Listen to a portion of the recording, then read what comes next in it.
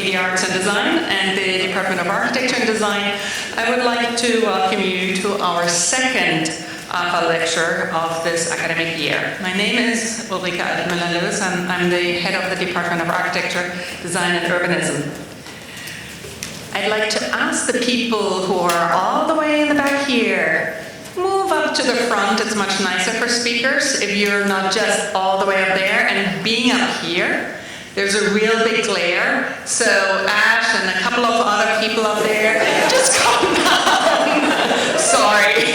I can still see some, yeah? But like move up into the audience if you don't mind.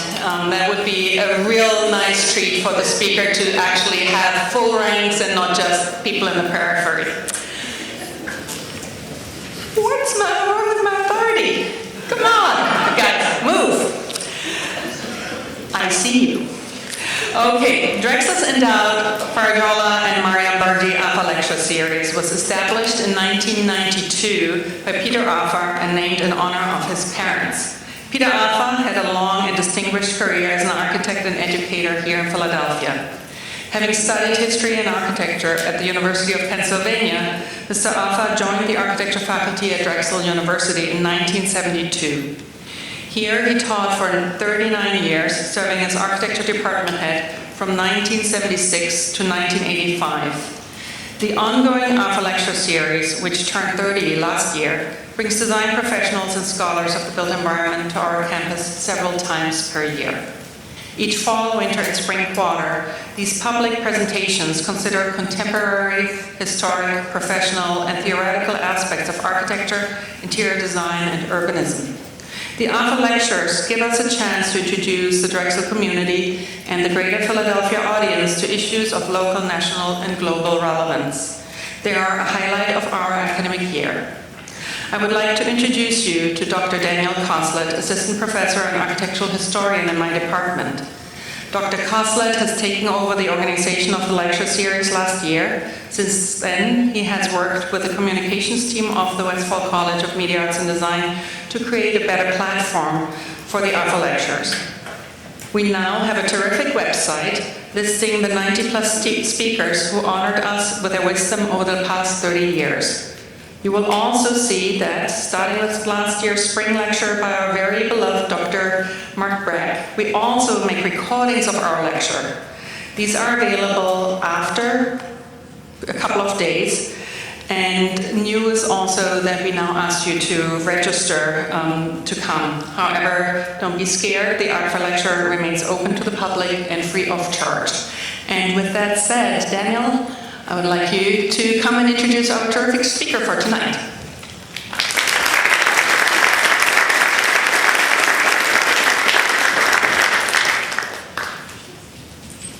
Great, thank you so much, Ulrike.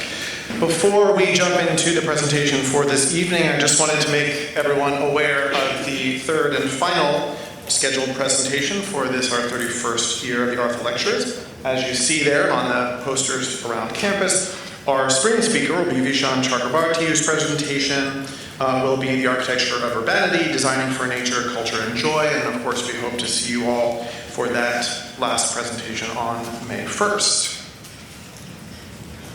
But first, tonight we have our second presentation to be followed by questions, of course, from the audience. Students in any of our architecture classes during the evening, don't worry, your professors have been made aware that you are here. They are expecting you late, so please stick around for the presentation as well as the questions and discussion afterwards. You can head out together when we finish. So, without further ado, our speaker tonight is Jae Yong Suk. Dr. Suk is the faculty co-director of the California Lighting Technology Center and an associate professor in the Department of Design at UC Davis in California. He is a highly accomplished researcher, professor, and internationally recognized lighting designer. Suk's lighting research focuses on human factors topics, including the impact of glare associated with daylighting, which I am experiencing right now quite a lot. Sorry about that. Well, not so much daylighting, but glare anyway. Impact of glare associated with daylighting, visual comfort, and urban lighting. His research has been widely published in various journals, including Sustainable Cities and Society, Energy and Buildings, and Building and Environment. As a professional designer, Suk has received national recognition and top awards for his lighting work from the International Association of Lighting Designers, the Illuminating Engineering Society, and the Professional Lighting Design Convention, as well as the American Institute of Architects. We are quite thrilled to have such an accomplished scholar here to share his thoughts with us tonight. Lighting is, of course, a topic that is super important and often gets overlooked, so I think we're in for a big treat. The title for today's presentation is On the Bright Side, Light for Health and Environment. Without further ado, Jae Yong, the podium is yours. Welcome.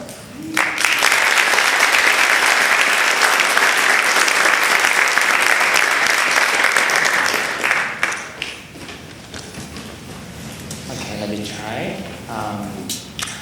All right, thank you very much for attending my presentation today. My name is Jae Yong Suk. And also, Daniel, thank you for the nice introduction. I also wanted to share my appreciation with you all to my close friend, Antonio Martin Molina. Tony and I have been a really good friend and colleague in Texas, San Antonio, Texas, for several years. And then I finally came here to share my research expertise and then also share the importance of lighting architecture because of his invitation. So I really appreciate it. And I also wanted to share that I'm very emotionally touched here because of the audience here. I have been architecture faculty for 8 years before in Texas. Now I'm a part of the design faculty. I don't really have architecture students anymore, so it's really great to see the future architects and professionals in my presentation. So thank you very much. All right. So before today we are going to talk a lot about lighting, and I have many different projects from exterior lighting and then interior lighting. From ecological issue to energy, decarbonization, and also human factor. So, be prepared to learn a lot about lighting today. Before I do that, I wanted to share, my journey from as an architecture student to lighting researcher and then lighting center director first. So, I actually went through the architecture program in undergraduate school in South Korea, same as many of you here who are in the undergraduate program. And then I actually thought that I'm going to be an architect in the future. And then I actually came to United States, and then I studied the building science program at University of Southern California in LA. And I happened to investigate very interesting phenomena caused by this very specular concave building materials. I believe you are very familiar with this project.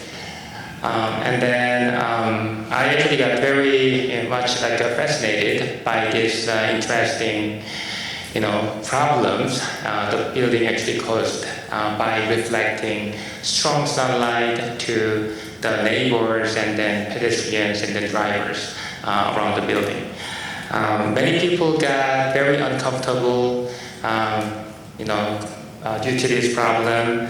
And then I actually did my study to understand the level of the problem, is causing to the neighbors. So I went through this very interesting study, and then I decided to learn more about lighting side of architecture. I got very curious to know, how the light influence, human experience in building. So I started my internship at one of the lighting design company in LA. And then I was very fortunate to work with many different architects and clients on various types of projects, as you can see here. I started my career as a lighting designer, but soon I became a day lighting expert in those projects because of my architectural education background. So, as you can see here, I worked on public libraries and an airport and amphitheater, public parks, federal courthouse building, many different types of building. And I finally understood how actually things work in lighting in architecture. While I was doing this lighting practice, I was also pursuing PhD program in architecture, and then I studied glare issue. So my dissertation topic actually was visual discomfort in building. So it is really interesting that I'm kind of experiencing this glare, for the next 1 hour here at the podium. And I feel like I'm being a human subject to test how uncomfortable this is. But anyway, so I went through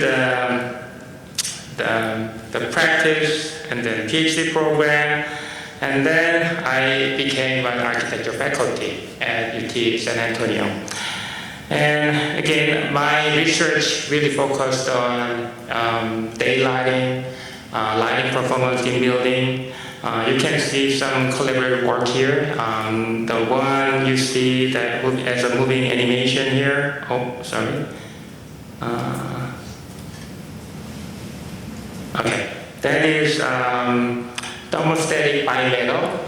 The daylighting shading system.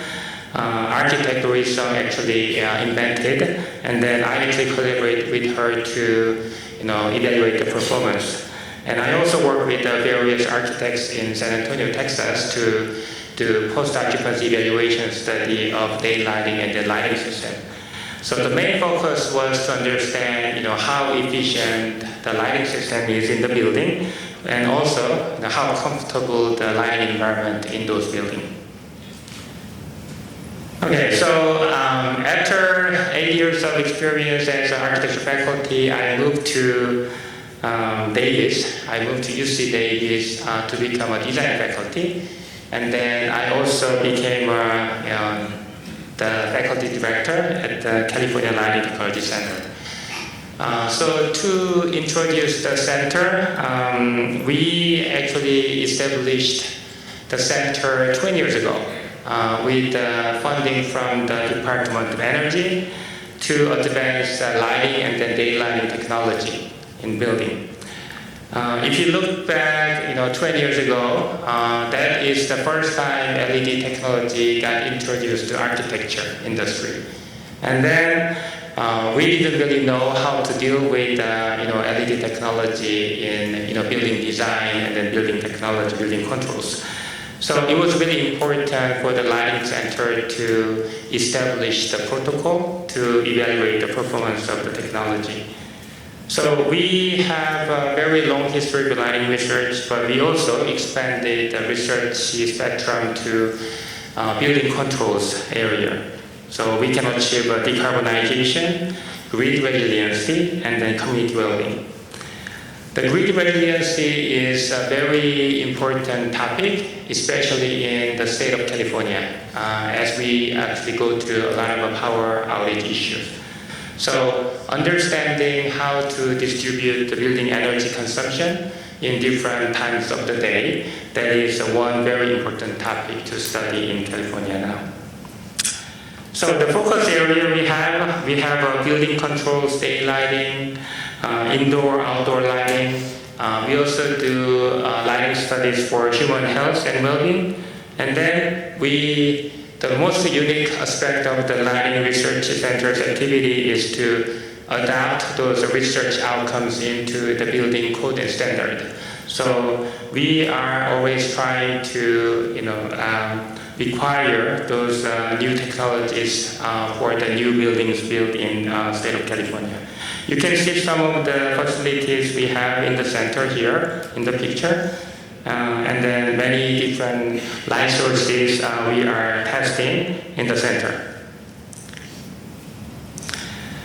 We work with many different partners, industry partners and the government agencies and also utility companies. The industry partners, we have many interesting, partners here, as you see, Panasonic, Honda, and then also Toyota. So it's not just, architecture or lighting industry. We also work with the automotive industry and then other industry. The project with Panasonic is also very interesting because we are developing a new system for the smart home technology, which can actually monitor and then manage all different appliances in the building, automatic system. And also the one with the Toyota, we actually developed a new lighting system for the autonomous vehicle. So we are doing multidisciplinary research, without any boundary of the industry at the center. So most of our work is research and development. We do applied research. That is another different aspect of Lighting Center compared to the other academic research unit. So we do development of the system by working closely with the industry. So we receive the existing product from the industry partners, and then we use our funding sources to make the advancement of those existing systems. And then we demonstrate those developed systems in different locations. UC has 10 different campuses across California. UC Davis is one of those 10 campuses. And then we have demonstration in all these classroom buildings, and then outside the campus across those 10 different campuses. And we also have a demonstration in different cities across California. City of Davis, City of Sacramento are the most important test bed for us to test and demonstrate our technology. This type of development and demonstration of the research that is integrated into the building energy code and standard. So, as I mentioned previously, we have a Title 24, if you're familiar with the Building Energy Code and Standard. The nationwide building code and standard is ARFAA 90.1, but in the state of California, we actually follow Title 24. And then we actually work very closely with the California Energy Commission to refine the code languages every 3 years. So what it means is we make the code requirement more stringent every 3 years, so we can actually achieve greater energy saving and then also greater decarbonization in the state of California. Lighting education, this is the last slide to introduce the center. The lighting education is also a very important task we have. We are giving the education to designers and contractors, facility managers. We have one funding program with the Department of Energy to educate electricians. So electricians can understand how to set up the very complex lighting control systems in the new buildings.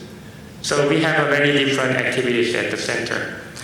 Okay, so if we go to the topic of today's talk, we have achieved a great improvement in the lighting technology and the lighting industry for the past 2 decades because of this trend of sustainability and then decarbonization.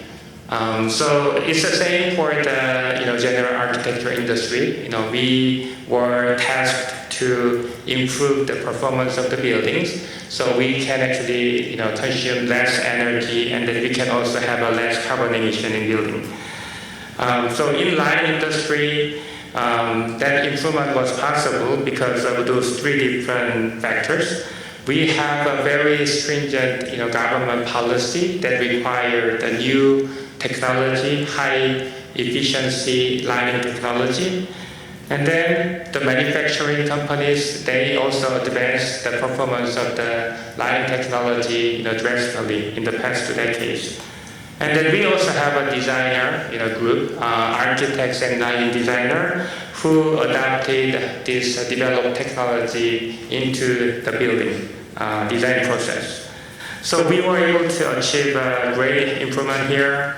If you look at this diagram here, this actually shows the LED technology adoption rate in commercial building in between 2012 to 2018. You can actually find that in this like a 6-year period, we have achieved a great increase in the LED technology adoption from 9% to 44% in all commercial buildings in the United States.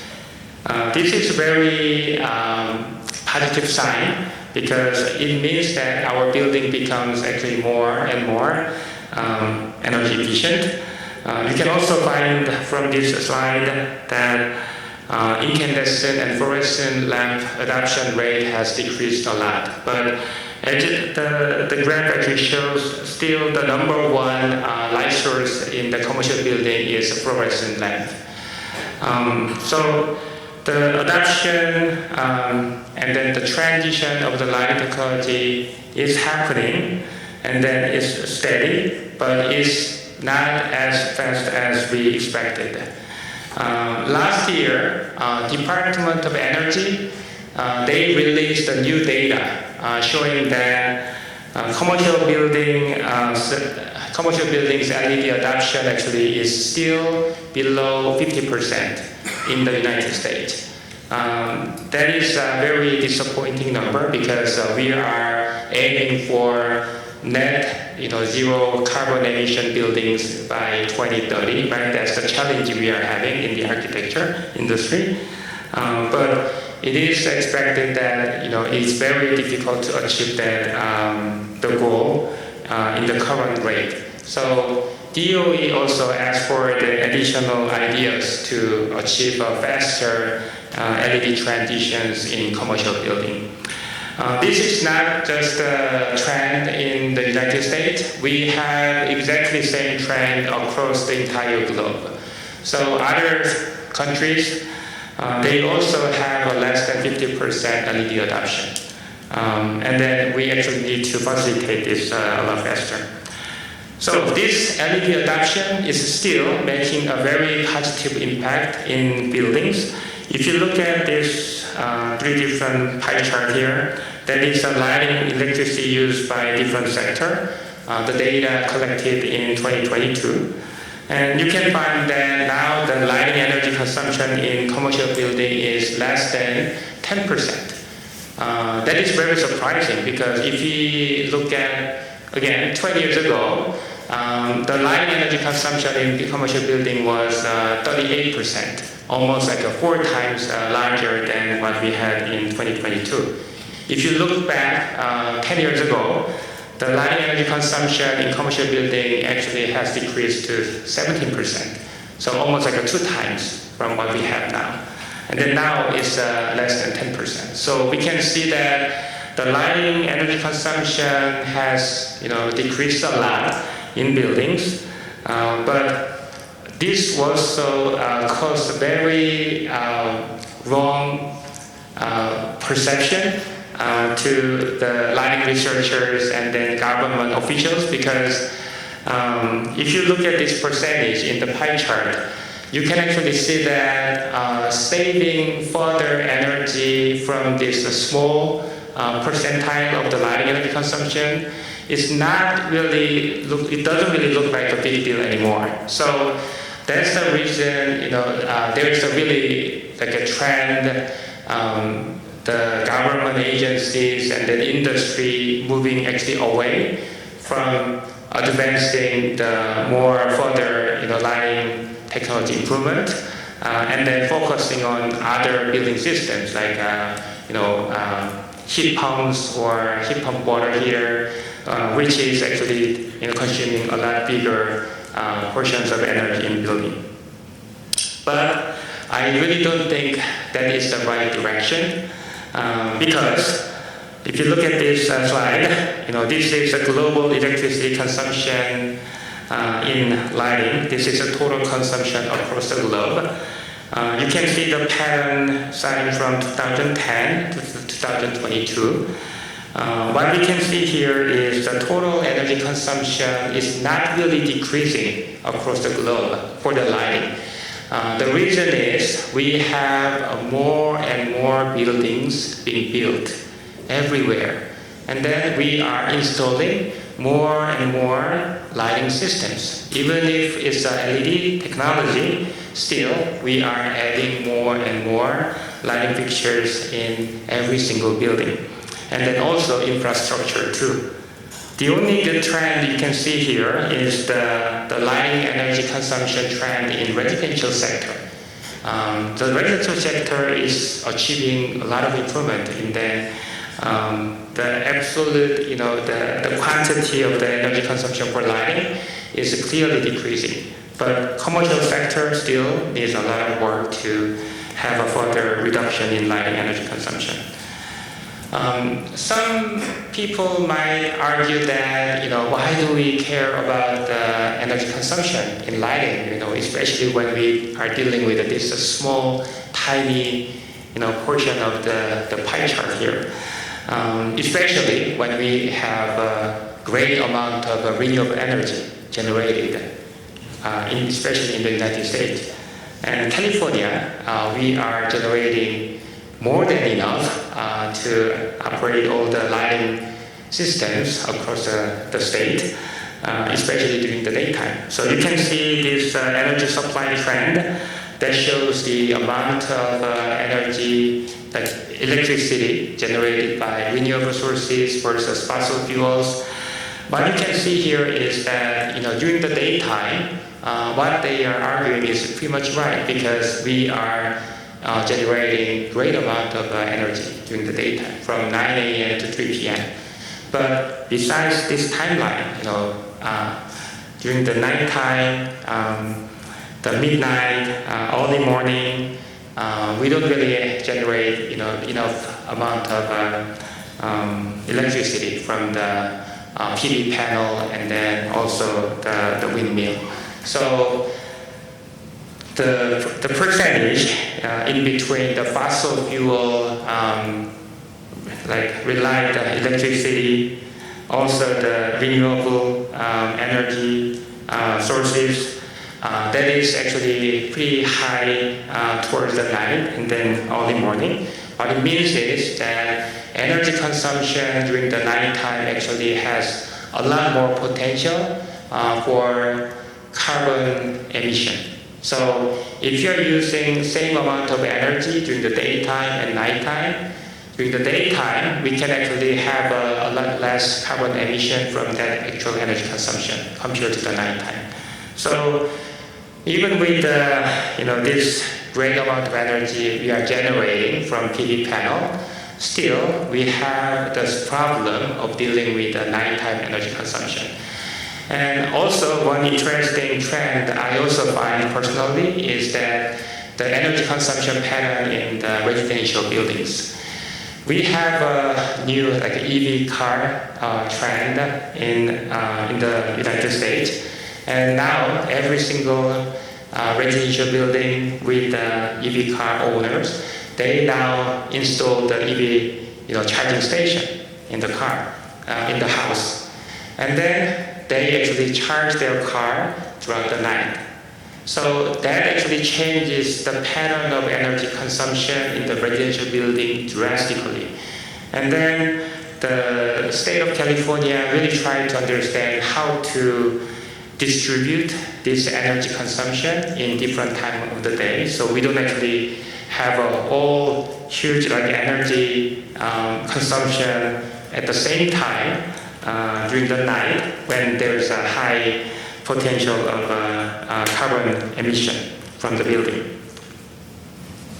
So how do we do that? What should we do additionally in addition to what we have done in the past 2 decades with the government policy, technology development, and then the best practices of design? We are doing this amazingly, we are doing this right already. But is there anything else we can do? And I think that is to avoid wasted energy. Wasted energy, that is the ongoing problem in the United States and in Asia, where I came from, and also all other parts of the globe. And then we really need to address this issue. The wasted energy is the issue for the energy and then also carbon emission, but it's also causing very serious light pollution issue to the planet, especially in the United States. We are losing our view to the nighttime sky 10% every year. That is the rate of the losing the visibility of the stars and in the nighttime sky every year in the United States. And then it's getting more serious and serious.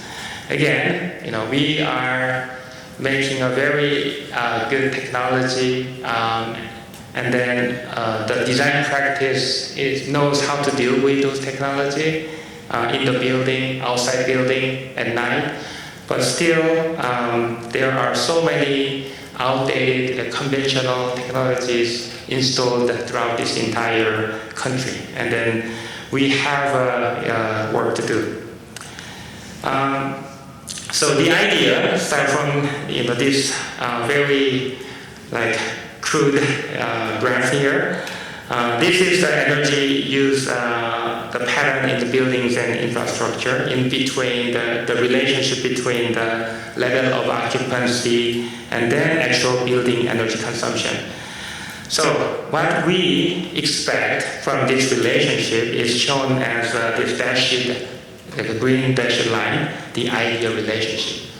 When we actually have more occupants in the building, we expect that the building should actually consume more energy. And then as we reduce the occupancy, building should have less energy to consume. If we have no occupant in the building, we should have absolutely no energy consumption.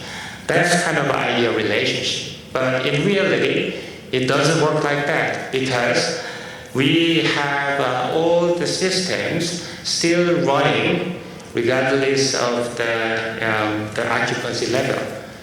Even though we have no one in this auditorium here, still we will have the HVAC system running, we will have the lighting system on, so we have a system keep running.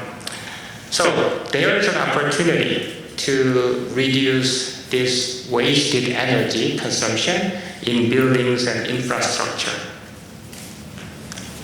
This is the information of Wi-Fi connection, the number of Wi-Fi connection in buildings throughout the 1 week period. You can actually see that the level of occupancy by looking at this Wi-Fi connection, the rate in between daytime, nighttime, between weekdays and then weekend. And then if we utilize this type of data, we can actually find a way to reduce energy consumption and avoid the wasted energy. This is one example. I will show you a few examples today, but the first example is a parking garage. This parking garage the picture was taken in the middle of night when there was no cars coming out, and then there was no people actually walking in the building. Still, the inside, outside the parking garage, the lighting is 100% on. I'm actually staying at the study hotel, and then through my window, I can see a few parking garage, and then I like to watch those those things from hotel too. And then I can actually see that the parking garage around the hotel also, they turn on the lighting for 24/7. It doesn't matter how many people coming or cars are coming to the building. Another example here, we have an open parking lot. There's no car in the middle of night, but we still have lighting 100% on. Again, energy consumption, carbon emission, and then light pollution issue we are dealing with here. It's not just a nighttime issue. We also have many lighting systems turned on during the daytime with this full of natural light, this free like a renewable resources we can utilize. We actually do that a lot, in our building design, like studios do. How to make our building more sustainable. Daylighting design is the first one we consider, orientation, form, fenestration. But it's very interesting that the recent survey in the United States actually shows that only 5% of the commercial buildings actually they have a daylight harvesting system, which means that utilizing this, the free natural light, we actually can reduce the energy consumption from the electric lighting systems. That is the concept of daylight harvesting system. But less than 5% of the building actually have those harvesting technology, which is very simple, that we can just install the daylight sensor and then make the control of the lighting system based on the amount of natural light in the building. So we have many existing issues we can easily find from the buildings we have, and then we can fix it by utilizing this fundamental lighting strategy, design strategy. It's really simple, straightforward. We provide the right light only where and when needed. That is the principle. Very simple, right? So finding the right light and then finding the right area to illuminate, and then we only illuminate when it's needed. So there is a concept called the adaptive lighting system, which automatically adjusts their light output. So we can change the spectrum of lighting. We can also change the intensity of the lighting, the direction of the illumination, based on the environmental conditions, occupancy, vacancy, daylight availability, and also demand response signal. So we can optimize, our human comfort, well-being, and then also energy consumption, decarbonization, and then also to manage the peak electricity demand. That is very particular issue in the state of California, how to deal with the peak electricity demand. So this is the picture of UC Davis campus lighting. So what we did was in 2014, we replaced the entire campus like a street lighting from the old HPS, high pressure sodium lighting, 150 watt to 40 watt or 90 watt LED fixture. This fixture actually has the occupancy sensor integrated. And then also it has a right optic. So there's no speed light towards the nighttime sky. So we can also maintain our view to the nighttime sky. So this is a map of UC Davis campus. UC Davis campus actually has one of the largest campus in the United States. And then we have more than 1,500 street lighting across the campus. If we include, wall-mounted fixtures and then a bollard, all different type of fixture, we have more than 13,000 street lighting, like lighting fixtures outside the building. So those street lightings were replaced by LED technology, and then we installed occupancy sensor. So now, this occupancy sensor control for outdoor lighting, you can find some examples, but this is more typical in interior spaces. If you look at the hotel, some like restrooms, there's automatic control, on and off control by using occupancy sensor. But we can apply the same technology for avoid wasted energy issue from lighting.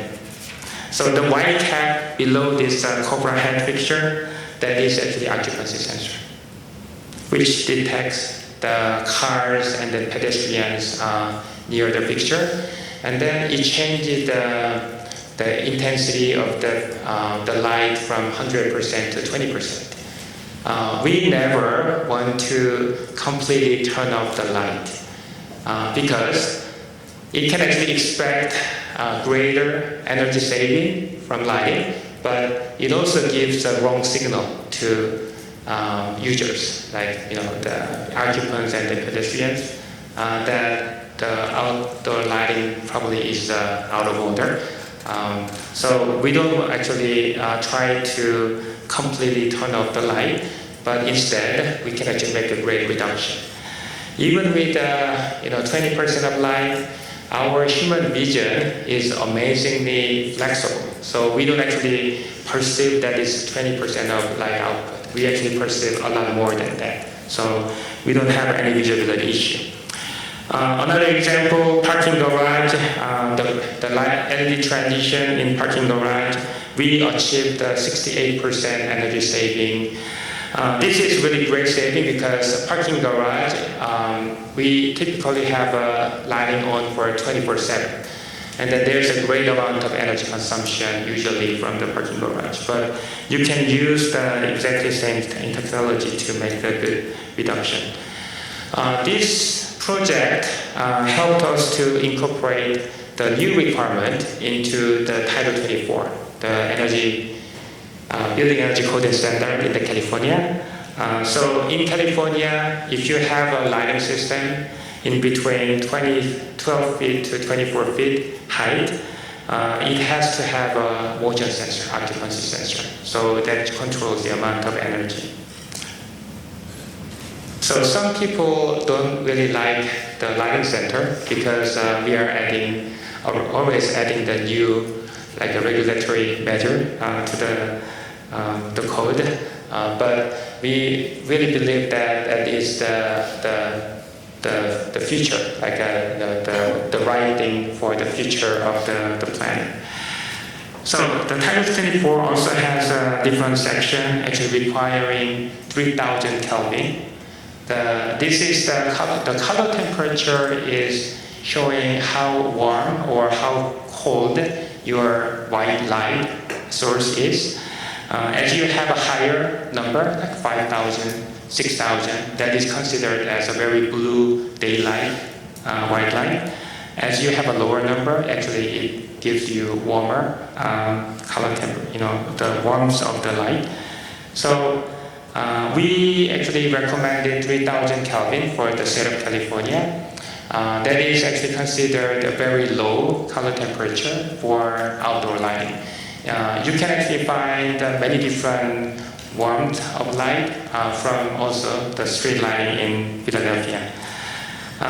The reason we are recommending the low color temperature is that in the past 2 decades, again, after we first introduced LED, we actually first introduced LED with a very high color temperature because it was easy, it was cheaper to make a high color temperature LED in the industry. So you actually can find everywhere, whenever you find LED street lighting, it's very bluish and then very glary. But there has been many studies done by using this, very blue LED technology.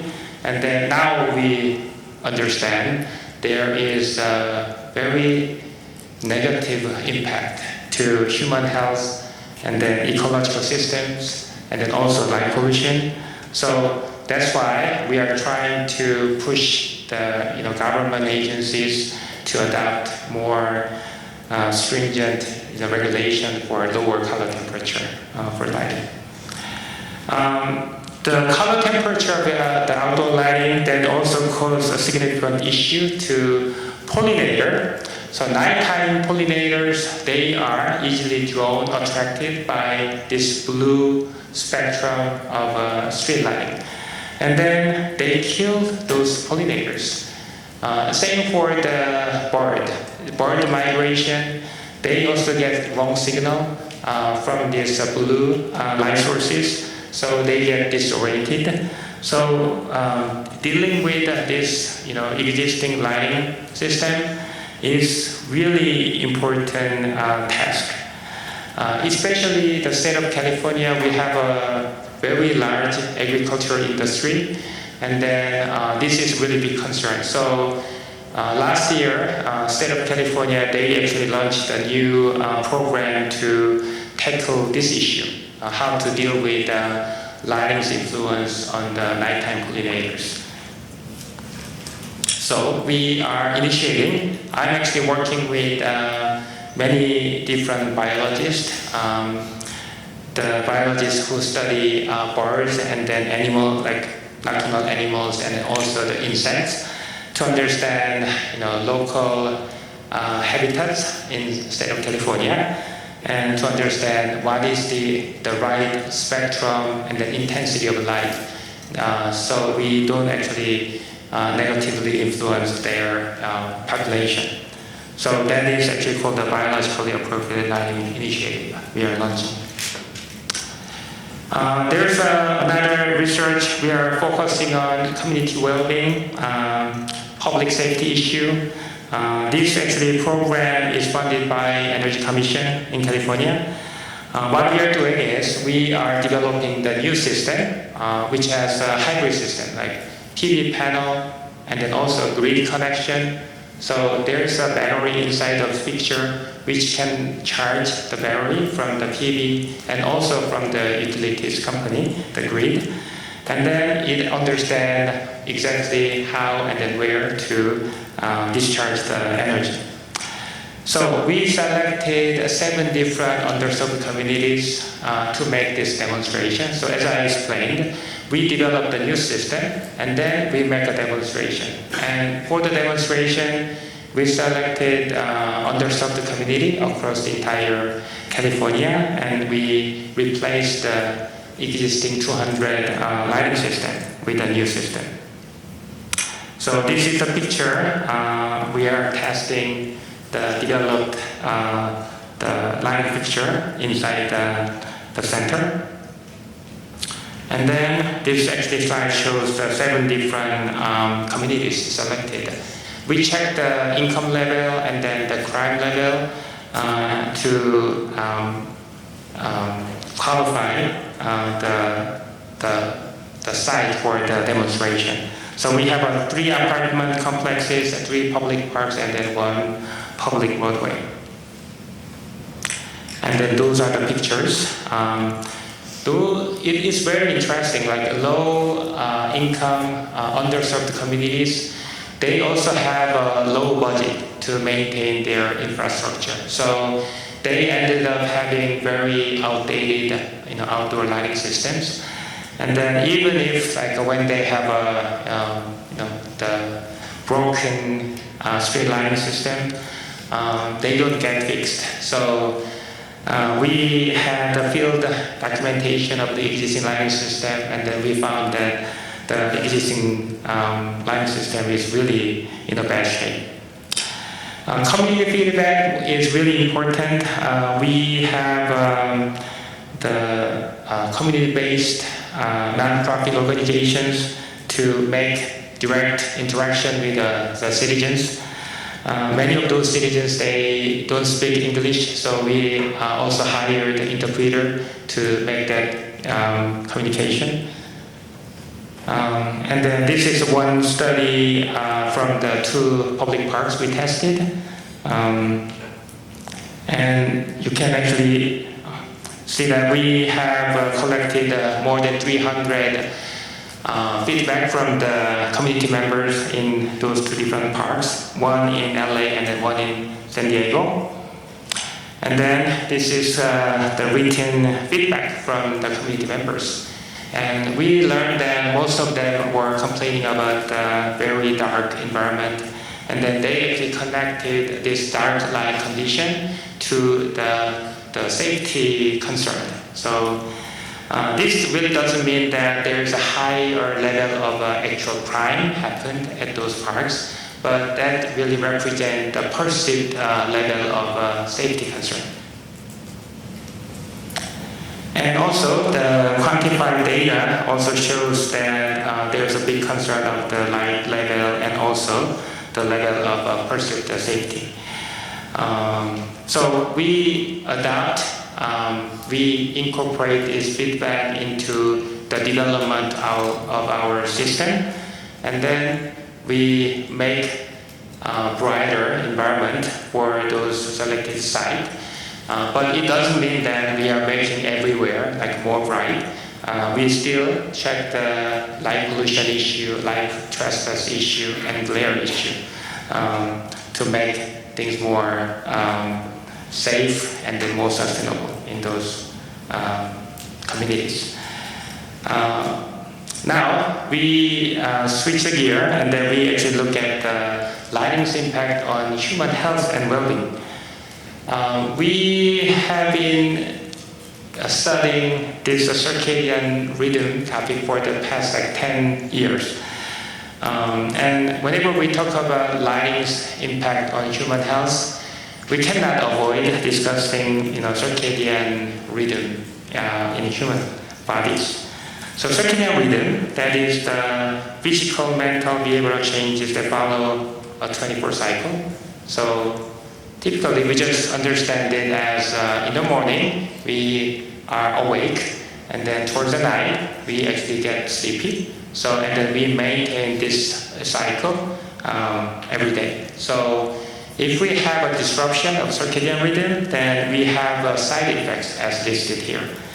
I had a very hard time last night and then this morning because of the time zone change from my travel. But you can experience same disruption when you have a wrong exposure to wrong light source.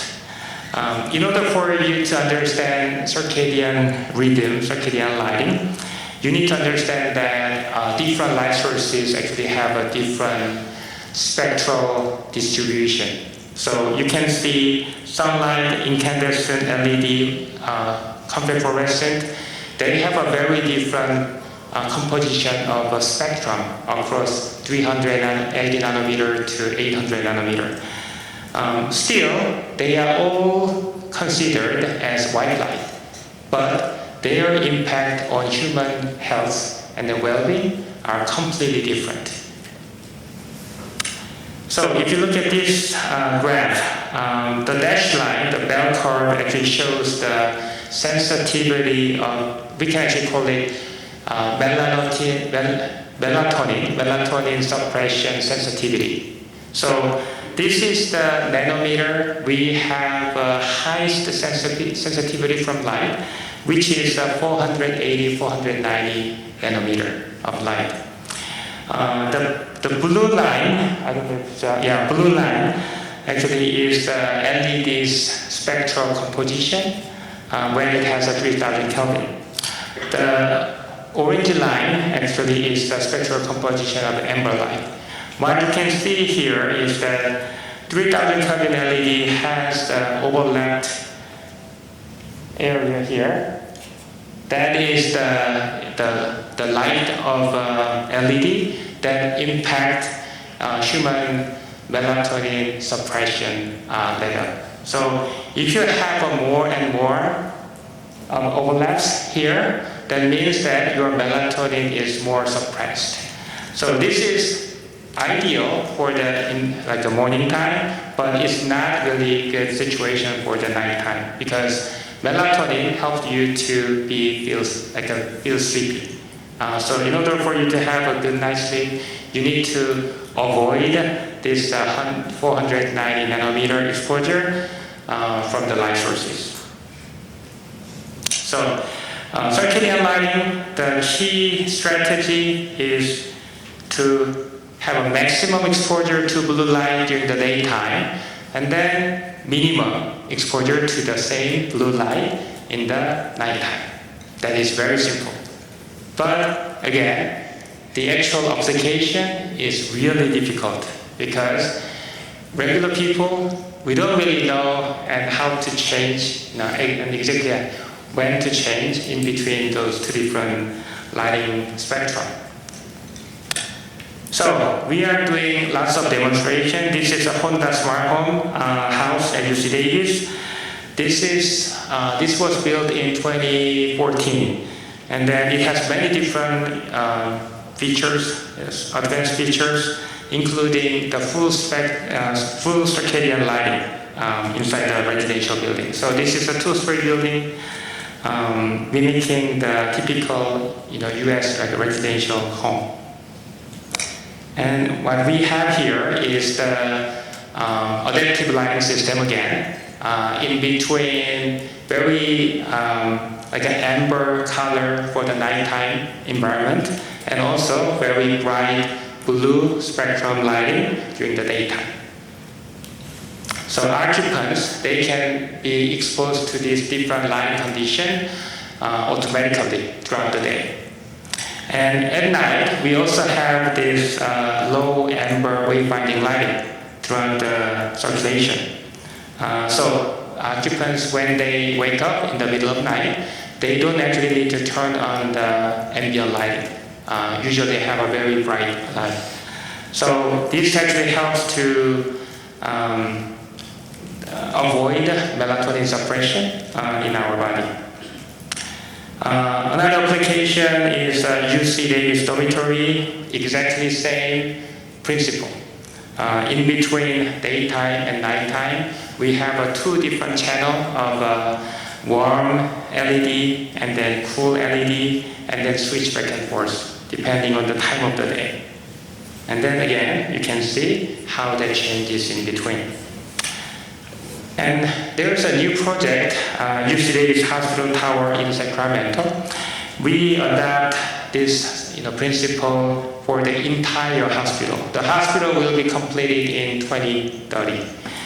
And then it has a full circadian lighting system in between 2700 Kelvin to 3500 Kelvin. So what we did was we adopted this UC Davis circadian protocol, which utilized day lighting, high color rendering, amber night lighting, and then wayfinding lighting, and also inspection lighting, and then dimming control, and then two channel in between different spectrum. So we worked with the architects. The Smith Group is the architects, and then we also work with the contractors, lighting designer, interior designer. We invited the entire team to the center to demonstrate how the system should work. And then we went through all these different space types throughout the entire hospital to understand what is the environmental factor, conditions each of those spaces have. And we developed 7 different circadian lighting scenarios and applied each of the scenarios to different spaces. So entire hospital has the sense of the circadian lighting from the beginning to the end. Again, this is the demonstration of the circadian lighting control at the center, in between nighttime lighting mode versus the daytime lighting mode.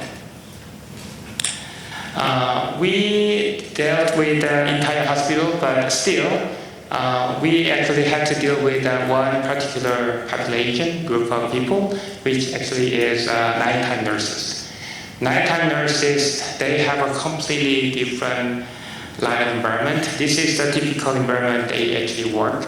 So if you understand the logic of the circadian rhythm, during the daytime of our daytime, we are supposed to be exposed to very bright blue light environment. Unfortunately, night nurses, they actually work in the very dark environment, as you can see from the picture. So their circadian rhythm is always disrupted. So how we can help? So we actually got this full-scale mock-up of a nurse station at the center, and then we tested different lighting control system with the nursing school we have at UC Davis. And we provided this dual channel lighting system for nurses, so they actually can make those, the system controls by themselves. The one last project I wanted to share, that is the relation between the light and human stress. So this project is particularly interesting because, as I mentioned briefly in the beginning, Toyota, who is a manufacturer of the car, they approached the lighting center with one simple question: can we influence a human mood with lighting, especially discrete lighting, the color of light? So we actually said, we need to test, like we need to make a study. So we approached our Center for Mind and Brain at UC Davis to develop a protocol. And then we also developed the color lab, which is what you are seeing in this slide here. We have ambient light inside of this closed room with all indirect lighting. And then we can change the color as we want. So we can change purple, blue, and then green and red, as you can see here. So what we did was we brought human subjects to the center, and then we stressed them. How we stressed them? We used public speaking.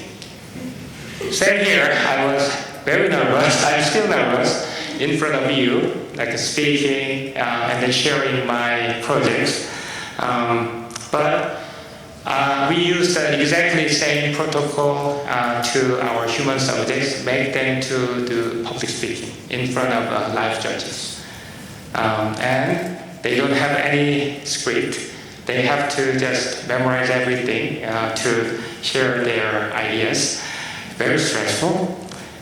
And then we actually make them to wear this EEG device, like a brainwave pattern monitoring device. So we bring them here, we make them do the public speaking. Brainwave is monitored. We also collected a saliva sample to monitor the cortisol hormone level changes throughout the study. So stress them and then bring them to the color lab, expose the subject to a particular color of light. In this study, we tested 5 different colors: white, amber, red, green, and blue. Again, did we know any potential solution for stress mitigation? The answer is no. We didn't really know anything about it.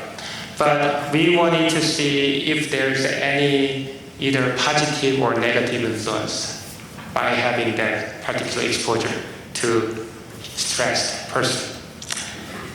So we did a study. You can see the timeline. We collected multiple saliva samples throughout the study, and then we recorded the EEG device for the entire period. You can see some pictures here.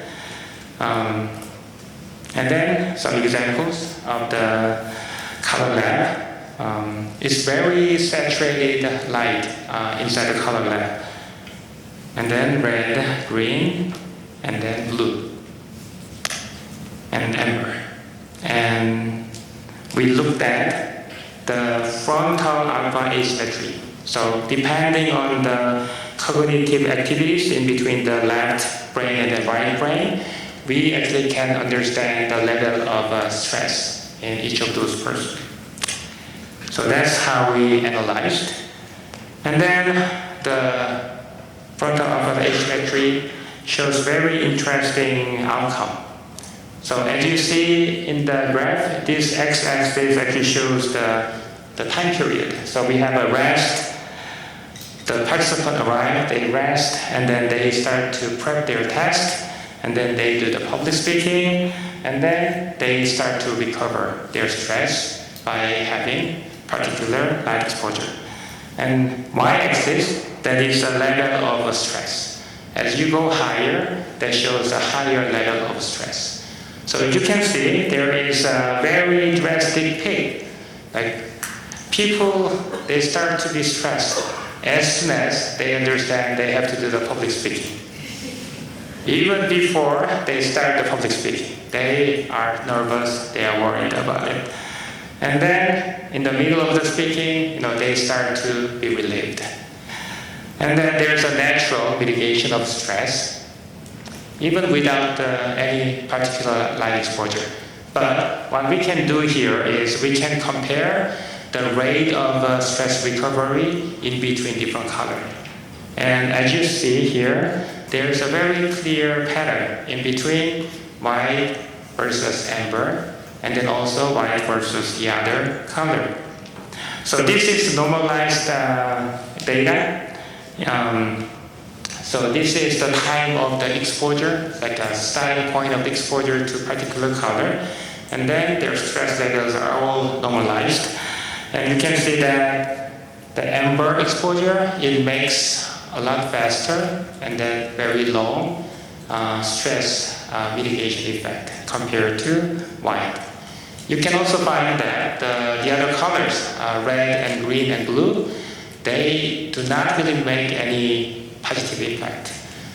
So having a certain light therapy using the blue, green, and then red is not really working to address the human stress issue. So we have the study completed, and then we have a patent pending, and then there's already a company licensed the technology. So we can actually commercialize this technology. And we are looking for opportunities for further implementation of the technology in any spaces there is high stress associated with it. So imaging room spaces, pre-operation, infusion spaces, and then also pediatric offices. Those are the spaces whenever the patient go in, they always deal with a high level of stress. And then we are trying to adopt this technology in those applications. We have UC Irvine, new hospital, imaging spaces already adopting this amber color. We don't have a sufficient data set, but we found it's like a small clue, this is the first step to really understand the influence of light on the human stress. And then we are looking forward to make further research around this topic. So today I showed you many different projects we have done at the Learning Center to address those three different questions here. So how we can play a role in climate resilience and adaptation, like the energy issue and decarbonization issue. Is the lighting technology improvement is already sufficient or not? We can discuss that. We can also, think about, how to use the lighting to make a positive influence on human health and well-being. Circadian rhythm, the light on human stress, those are all the positive impact we can actually expect from the new technology.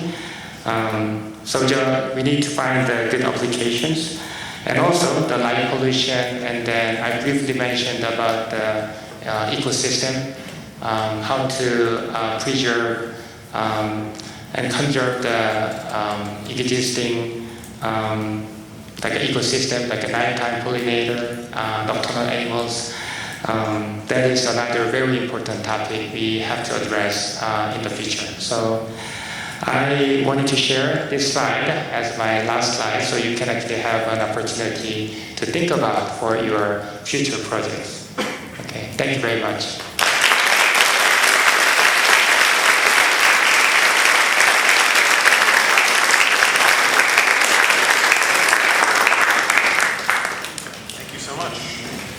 All right, well, seems like the bottom line is we could be doing a lot of things better. So, are there other questions, comments? I have a few, but I'm sure there are some out there. We have some microphones up here, so we will come to you. Please use them because we are recording this. We want to make sure that we capture everything. So please raise your hand. Tony, all the way up there in the back. They will unmute them for you. You don't have to touch the buttons. Okay, thanks.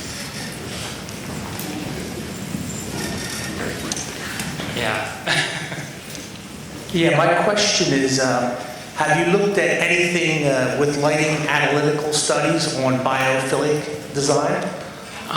Can you repeat, anything about medical study?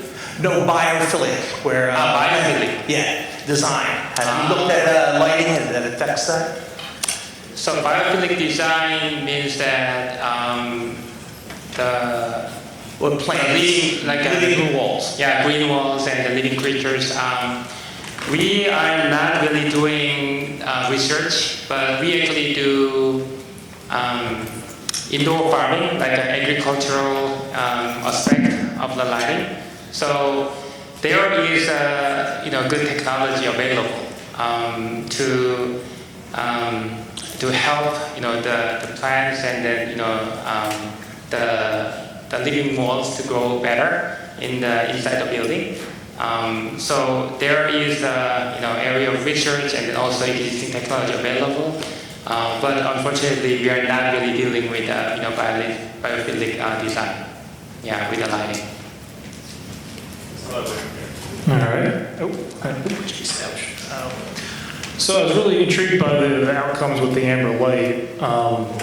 I guess I was thinking about potential hypotheses as to why that might be, and I thought about fire, the spectrum from like a traditional wood fire. Yes. So I guess how similar is that amber light to a wood fire? And then the follow-up will be, is it similar to like low pressure sodium? Like, is that a similar amber? It is actually warmer than, it's difficult to say because this amber lighting actually has a very different spectral distribution compared to the low pressure sodium. But this amber has a lot lower range of color temperature compared to the sunlight from the sunset or sunrise, for example.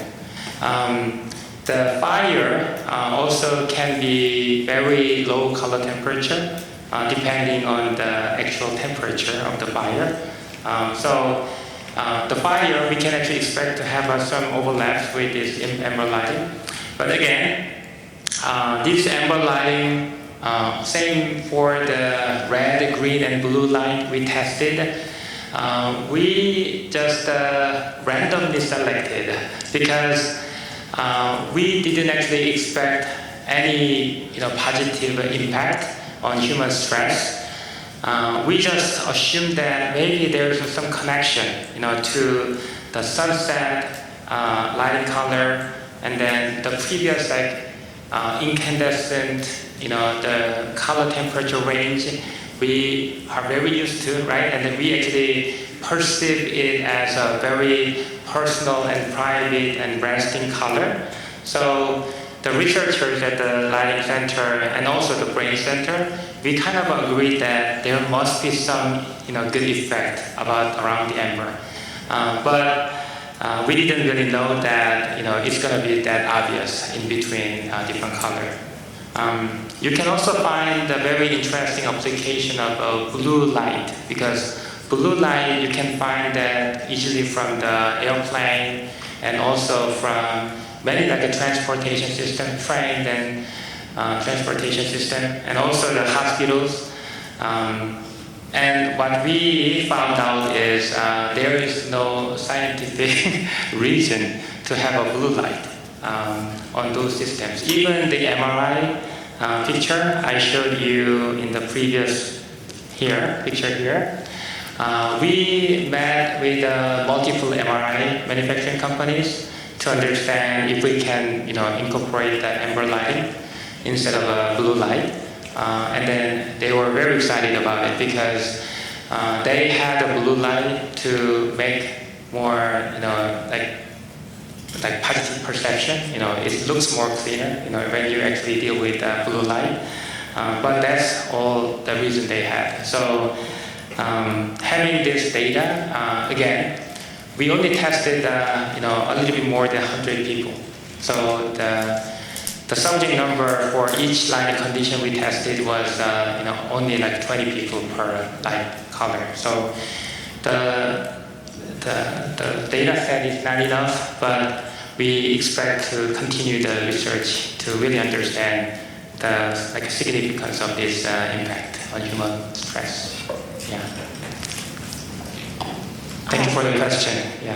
I think I have a follow-up question, which is about age-related, and it sounds like you just answered that if you haven't done that. But in senior facilities Yes. and senior housing, it's a huge issue, circadian rhythm. You mentioned pediatric stress, but I think it's more prevalent now for seniors, so I Yes. just wondered if you'd studied that. Yeah, we are very interested in studying the elderly population. We have developers, multiple like residential developers approaching us to understand how to design, the senior houses. We are giving them the circadian lighting protocols, the low amber lighting protocols. That is also really beneficial for the seniors. And then also this amber lighting protocol too. So they can actually utilize all these lighting technologies. Unfortunately, when we tested different subjects in this study, we didn't target to recruit the older population because they are typically very relaxed. Even when they are asked to do the public speaking, they don't get first like nervous. So we targeted a younger generation to see like immediate impact. This study, we cannot make an argument that this will also work for the elderly population. But we had one meeting with UC Davis Department of Gerontology, and then she really wanted to have a study with elderly population, around this topic, because the stress and then also the loneliness, the mood, those are really important issue in that particular population. But thank you for the question. Initially, when the LED sort of site lighting was promulgated in industries, the problem with some of these site lighting fixtures is they have like zero cutoff. They have 180-degree output. Yeah. And some of the first site lighting LED was just like, in certain residential communities that people were up in arms because when they put the LED lights in, there was no cutoff. So the light was going right into the windows of the houses. Exactly. And a lot of the early ones also had these multiple cells. And people complain that when you're walking or looking, there are multiple shadows, and it becomes like really, really disturbing. And to me, the biggest problem with like LED site lighting, the color temperature has been, they figured it out. You can get tunable white and all that stuff, but it's the cutoff. And if you buy like cheap LED fixtures, like the ceiling mounted fixtures, there is zero cutoff, so you can't really make it work like an incandescent. The housing of the luminaire itself is what really makes it work. Yeah. So there are companies to deal with those issues. So having like a multi LED chips exposed, as you said, that causes multiple shadows. So there is a company developed a system with the side light, like edge light. So instead of having the exposed LED, they are doing the edge lighting. That also, so you can actually see the kind of like side of the light channel that is glowing. So it makes a very soft and comfortable lighting impact. And then it has a less impact on also human visual comfort too. So again, the issue is always the price. How to make those high quality product in a reasonable price. And then that is also the reason we are seeing more and more options moving forward in the LED industry, because previously it was really difficult to make those like a unique system. So everything was very cheap, and then whatever is available, people actually bought those options. But that time period has already passed. Now, I actually see that the future of the lighting industry really depends on the quality. And already I have seen the U.S. government agencies, also many Asian government agencies, they look for the additional measure. That additional measure actually became quality of life. So what you discuss is a really important aspect to consider, and then the industry is moving forward to that direction. So thank you. Great. We have time for 2 more questions. We have one over here. Hello. First, I'd like to say thank you for taking your time out of your day to come lecture for us. We really appreciate it. I was wondering if you don't have like the capability of a smart home where you can't edit the wires where you live, how would you be able to maximize like your home for your own relaxation and meshing better with your circadian rhythms? Okay. So the smart home now. I should start with the kind of a definition of a smart home. The smart home is changing drastically, very different from like the way we defined the smart home like 10 years ago. Again, it doesn't really mean that we should have a different like circadian lighting system, now compared to the old days.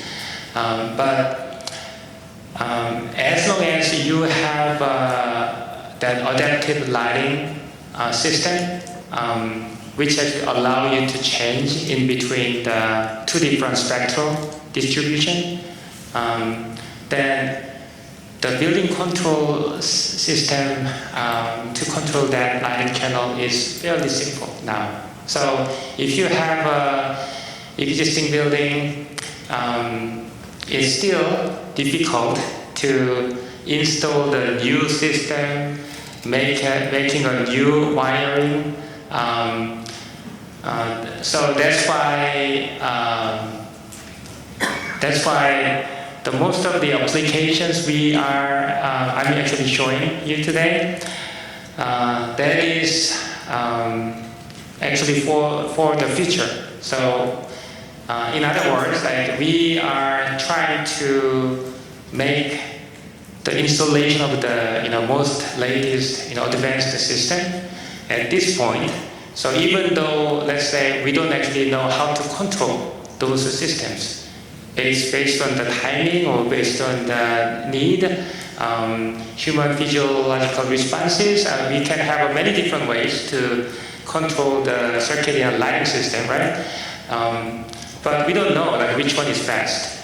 So I think the best approach at this point is to have that capability of the system installed now. So in the future, when we have the better control algorithm developed, maybe who knows, like in the future, the system just automatically scan you, and then it adjusts, the lighting system, to help your health and well-being. That can happen, right? So having the existing, smart, existing home for the new system, that is a little bit, challenging, and that's why we need to just start prepare for the future. Yeah. Thank you. All the way back here. At UC Davis, have you researched the subtle flickering of LEDs and its effect on people? And as a follow-up to that, is there any push towards the next frontier of lighting, whatever that may be, to solve that issue? Let me answer the first question. Can you repeat the second question later? Yeah, sure. Okay. So the flickering issue, it has been a really big concern. The LED flickers. And then there was actually no protocol to filter those a low quality LED, which actually have a flickering issue. So CLTC, the lighting center, has been also tasked to test many different LED fixtures and then report their flickering issue. And then now we have established a protocol to deal with flickering LED fixtures. So if you have LED systems now purchased, you should not have those issues anymore. But the existing LED fixtures, again, that's the ones very difficult to handle because it's already installed and then manufactured before the protocol was established. My second question you kind of answered because you said you solved that issue, but I'll still ask it. Is there any push towards the next frontier of lighting, whatever that may be? What interior lighting? Like the next LED? Next interior lighting, okay. I'm the person who really believe that quality matters.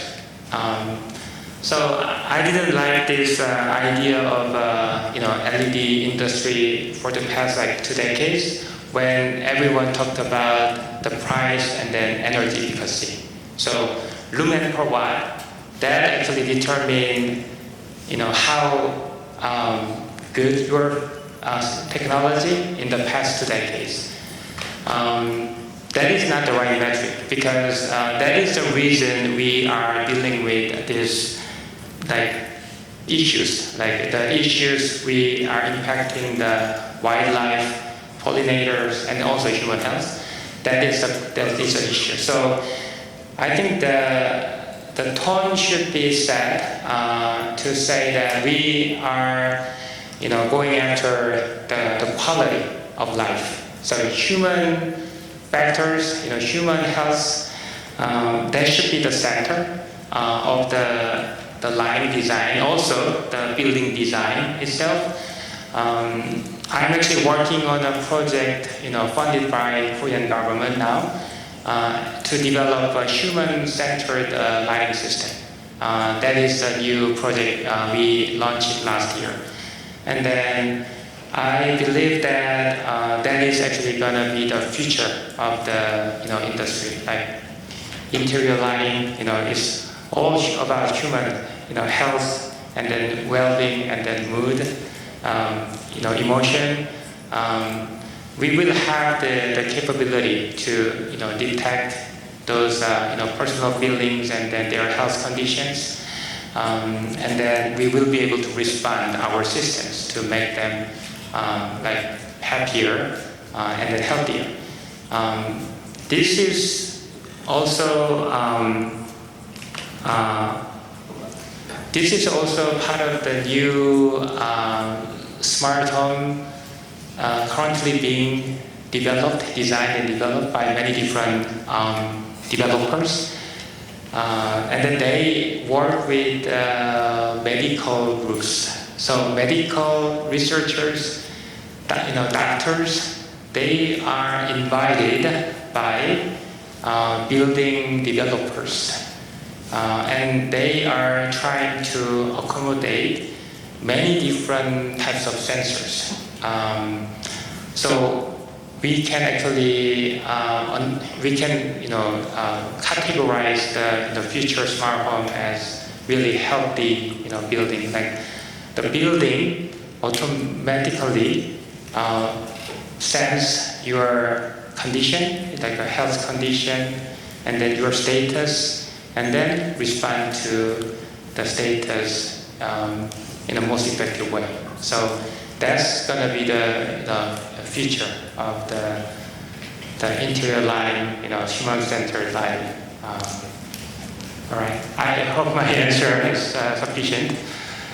Thank you very much again for letting me do a question.